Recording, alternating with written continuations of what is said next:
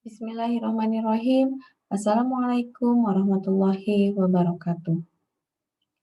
Pada pertemuan kali ini, kita akan bersama-sama membahas mengenai tugas dan peran guru. Untuk mengawalinya, mari kita lihat definisi guru berdasarkan Undang-Undang Nomor 14 Tahun 2005.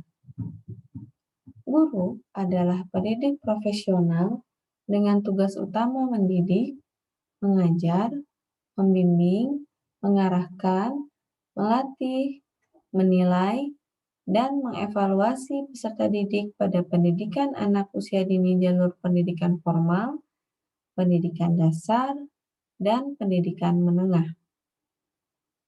Dari definisi ini, dapat kita pahami bahwa tugas guru tidak hanya terkait proses belajar mengajar di kelas, melainkan juga terkait dengan proses pembinaan dan pengembangan diri peserta didik ke arah yang lebih baik. Berikut ada 3 pepatah yang diutarakan oleh Ki Hajar Dewantoro, yang menurut pendapat saya ini menjiwai dari tugas-tugas guru yang didefinisikan secara modern.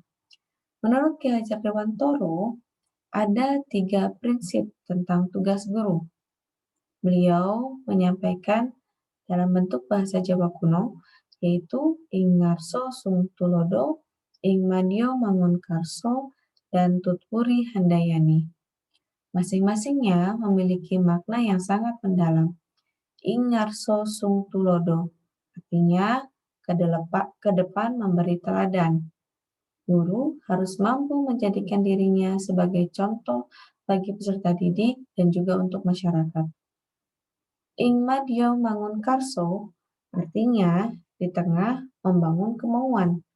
Guru harus mampu membangkitkan semangat berswakarsa dan berkreasi untuk siswanya.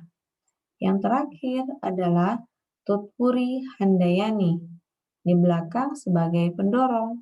Artinya, guru harus mampu mendorong anak didiknya agar terus bersemangat dan giat dalam belajar, pun juga mendorong anak-anak ke arah kemandirian.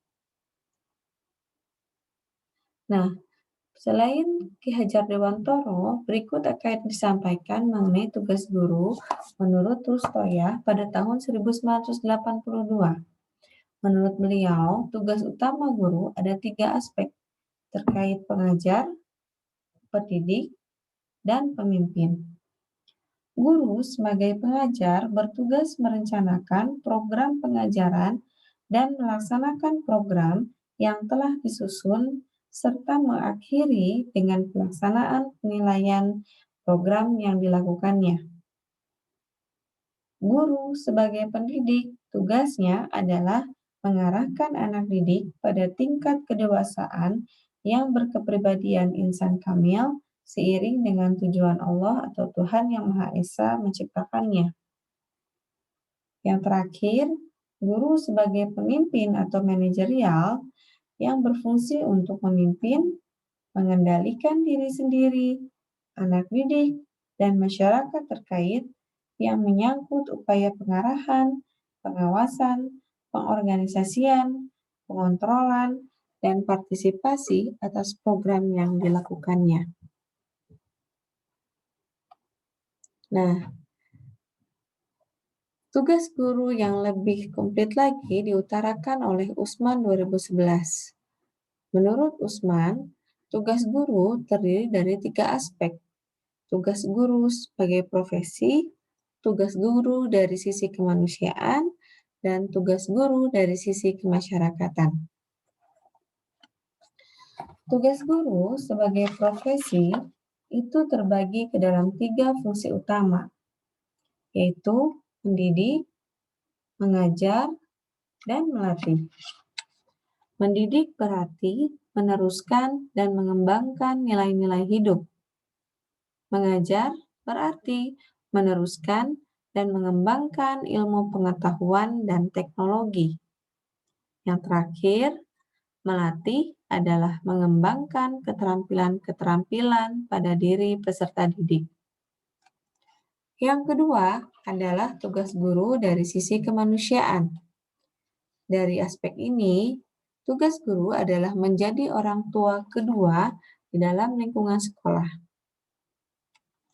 Yang berikutnya adalah auto pengertian. Artinya, guru harus memiliki pemahaman terhadap karakteristik peserta didik. Homo ludens artinya peserta didik adalah ditinjau dari perspektif sebagai pemain yang sedang melakukan sebuah permainan. Artinya, dalam lingkungan kelas, peserta didik memiliki posisi sebagai pemain. Homo puber artinya guru dan peserta didik sama-sama dikatakan sebagai makhluk yang berkembang. Guru dalam konteks ini harus memahami bagaimana tingkat perkembangan anak atau peserta didik yang dihadapinya, sehingga dapat menentukan strategi atau suasana yang sesuai dalam rangka mencapai tujuan pendidikan. Homo sapiens artinya makhluk yang berakal atau berbudi. Yang berikutnya adalah transformasi diri. Ini berkaitan dengan tugas guru dalam membimbing peserta didiknya untuk melakukan perubahan-perubahan menjadi lebih baik. Yang terakhir adalah auto-identifikasi. Artinya, guru harus mampu mengidentifikasi kelebihan dan kelemahan yang dimiliki oleh peserta didiknya, serta membantu peserta didiknya untuk mengembangkan kekuatan serta mengatasi kelemahan-kelemahan yang dimiliki. Tugas guru yang terakhir menurut Uzur Usman adalah kemasyarakatan, yaitu membangun masyarakat yang bermoral Pancasila dan turut serta dalam mencerdaskan kehidupan bangsa. Nah, setelah tugas guru, mari teman-teman memahami mengenai peran guru. Peran guru terdiri dari 4 aspek, yaitu peran guru dalam proses belajar mengajar, peran guru dalam proses pengadministrasian, peran guru secara pribadi, dan peran guru secara psikologis.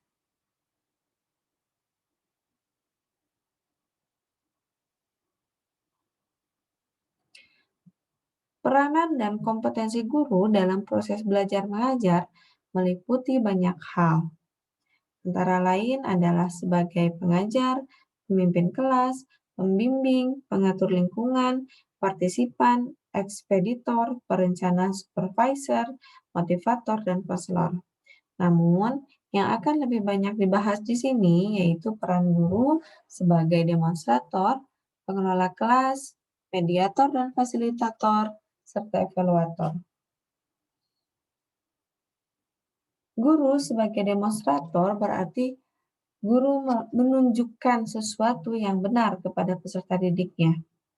Artinya, dalam hal ini, guru senantiasa menguasai bahan atau materi pelajaran yang akan diajarkannya, serta senantiasa mengembangkan keilmuannya sehingga akan menentukan hasil belajar yang dicapai oleh siswanya. Dengan menguasai materi dan selalu update dalam penguasaan bidang keilmuan, diharapkan guru dapat mendemonstrasikan apa yang dimiliki dan apa yang diketahuinya terhadap peserta didik dalam konteks-konteks yang tepat dan sesuai. Kemudian, peran guru sebagai pengelola kelas. Peran guru sebagai pengelola kelas hendaknya mampu menciptakan lingkungan-lingkungan yang kondusif bagi peserta didik ketika belajar. Nah, tidak hanya itu, peran guru dalam konteks pengelola kelas yaitu mampu mengatur dan mengawasi lingkungan belajar, kemudian memelihara dan menciptakan suasana belajar yang kondusif, lalu membimbing siswa untuk memperoleh pengalaman-pengalaman ke arah yang lebih baik dan menyediakan kesempatan bagi siswa untuk sedikit demi sedikit memiliki kemandirian serta mengurangi kebergantungan terhadap guru, serta memimpin kegiatan belajar yang efektif dan efisien sehingga hasil yang diperoleh akan optimal. Guru sebagai mediator dan fasilitator. Mediator artinya penengah. Dalam hal ini, guru melakukan fungsinya sebagai penengah dalam kegiatan belajar, melakukan pengarahan-pengarahan dalam proses diskusi kelas atau dalam proses metode pembelajaran yang lainnya. Selain itu, dalam konteks guru sebagai mediator, guru dianggap memiliki kapasitas untuk memberikan atau menyediakan media pendidikan yang tepat. Guru sebagai fasilitator, artinya guru harus mampu memfasilitasi atau memberikan kemudahan-kemudahan belajar agar siswa dapat mencapai tujuan-tujuan pembelajaran yang sudah ditentukan. Yang terakhir adalah peran guru sebagai evaluator. Seperti yang kita ketahui bahwa evaluator berhubungan erat dengan konsep kata evaluasi, yaitu melakukan penilaian. Dalam hal ini, guru mengumpulkan data atau informasi tentang keberhasilan pembelajaran. Keberhasilan pembelajaran tidak hanya dilihat dari nilai bagus yang diperoleh oleh siswa, tapi keberhasilan pembelajaran juga diperoleh dari guru itu sendiri dalam refleksi pembelajaran, sehingga hendaknya guru melakukan tindak lanjut atau upaya-upaya perbaikan yang dapat dilakukan dalam proses pembelajaran berikutnya. Yang kedua adalah peran guru dalam pengadministrasian. Peran guru dalam pengadministrasian berhubungan dengan pengambilan inisiatif, pengarah, dan penilai kegiatan pendidikan.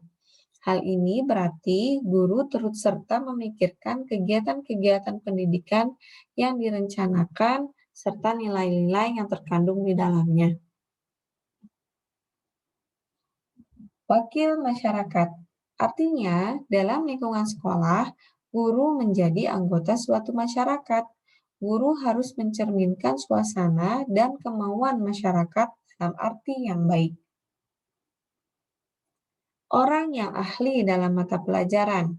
Ini berarti guru bertanggung jawab untuk mewariskan kebudayaan kepada generasi muda yang berupa pengetahuan. Pengetahuan dalam hal ini adalah terkait dengan bidang ilmu yang dikuasainya.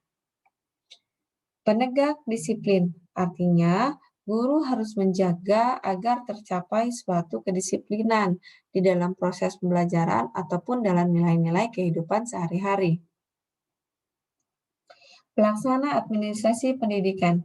Di samping menjadi pengajar, guru bertanggung jawab akan kelancaran jalannya pendidikan, sehingga ia mampu melaksanakan kegiatan-kegiatan yang bersifat administratif. Pemimpin generasi muda, artinya masa depan generasi muda terletak di tangan guru. Guru berperan sebagai pemimpin mereka dalam mempersiapkan diri dalam lingkungan keanggotaan masyarakat dan dalam lingkungan yang lebih global. Penerjemah kepada masyarakat, artinya guru berperan untuk mencapaikan segala perkembangan kemajuan dunia sekitar kepada masyarakat, khususnya terkait masalah-masalah dalam pendidikan. Berikutnya adalah peran guru secara pribadi. Dilihat dari segi dirinya sendiri atau self-oriented, seorang guru harus berperan sebagai berikut. 1. Petugas sosial, yaitu seorang yang harus membantu untuk kepentingan masyarakat. Dalam kegiatan-kegiatan masyarakat, guru senantiasa merupakan petugas-petugas atau menjadi petugas-petugas yang dapat dipercaya dan dapat berpartisipasi dengan baik di dalam kegiatan tersebut. 2. Belajar dan ilmuwan, yaitu senantiasa terus-menerus menuntut ilmu pengetahuan dengan berbagai cara. 3. Orang tua, yaitu mewakili orang tua murid di sekolah dalam pendidikan. Sekolah merupakan lembaga pendidikan sesudah keluarga, sehingga dalam arti luas, sekolah merupakan keluarga, dan guru berperan sebagai orang tua bagi siswa-siswanya di lingkungan sekolah. 4. Pencari teladan, yaitu senantiasa mencarikan teladan yang baik untuk siswa dan untuk seluruh masyarakat. Guru menjadi ukuran bagi norma-norma tingkah laku yang baik. 5. Pencari keamanan, yaitu senantiasa mencarikan rasa aman bagi siswa Guru menjadi tempat berlindung bagi siswa-siswanya untuk memperoleh rasa aman, nyaman, dan puas di dalamnya. Yang terakhir adalah peran guru secara psikologis, yaitu guru dipandang sebagai ahli psikologi pendidikan, yaitu petugas psikologi yang melaksanakan tugasnya atas dasar prinsip-prinsip kejiwaan. Seniman dalam hubungan antar manusia atau artist in human relation, yaitu orang yang mampu membuat hubungan antar manusia untuk tujuan tertentu dengan menggunakan teknik tertentu khususnya dalam konteks kegiatan pendidikan. Pembentuk kelompok, yaitu sebagai jalan atau alat dalam pendidikan. Catalytic agent, yaitu orang yang mempunyai pengaruh dalam menimbulkan pembaharuan. Sering pula, peranan ini disebut sebagai inovator atau pembaharu. Petugas kesehatan mental atau mental hygiene worker yang bertanggung jawab terhadap pembinaan kesehatan mental, khususnya adalah kesehatan mental siswa yang dihadapinya. Demikian penjelasan mengenai tugas dan peran guru. Untuk lebih dapat memperdalam atau memperjelas kembali penjelasan yang tadi sudah disampaikan, apabila ada pertanyaan, mari kita kembali ke Google Classroom untuk tanya jawab. Terima kasih atas perhatiannya teman-teman. Assalamualaikum warahmatullahi wabarakatuh.